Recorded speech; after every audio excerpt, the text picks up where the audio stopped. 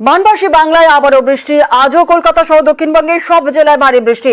আলিপুর আবহাওয়া দপ্তর জানিয়েছে শুক্রবার পর্যন্ত এই প্রবল বৃষ্টির সম্ভাবনা উত্তরবঙ্গেও। সকাল থেকে আকাশের মুখ ভার, দফায় দফায় বৃষ্টি। অনেকেরই প্রশ্ন, এই বৃষ্টি কতদিন চলবে?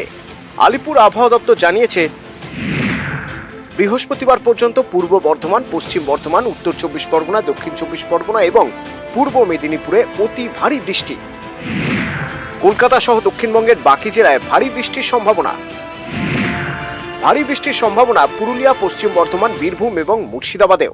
উত্তরবঙ্গের সব জেলাগুলিতেই ভারী বর্ষণ অথবা অতি ভারী বর্ষণ অথবা এক্সট্রিমলি হেভি রেনফল হওয়ারও যথেষ্ট সম্ভাবনা আছে এবং দক্ষিণবঙ্গেরও পুরুলিয়া, ওয়েস্ট বর্ধমান, বীরভূম এবং মুর্শিদাবাদ এই জেলাগুলিতেও কিন্তু দু এক জায়গায় বিক্ষিপ্তভাবে ভারী বর্ষণের আপনার যথেষ্ট সম্ভাবনা আছে।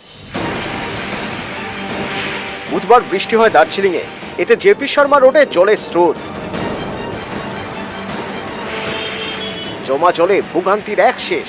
এরই মধ্যে আবহাওয়া দপ্তরের পূর্বাভাস, বৃহস্পতিবার জলপাইগুড়ি এবং আলিপুরদুয়ারে প্রবল বৃষ্টি হতে পারে। ভারী থেকে অতি ভারী বৃষ্টি দার্জিলিং এবং কালিম্পংয়ে।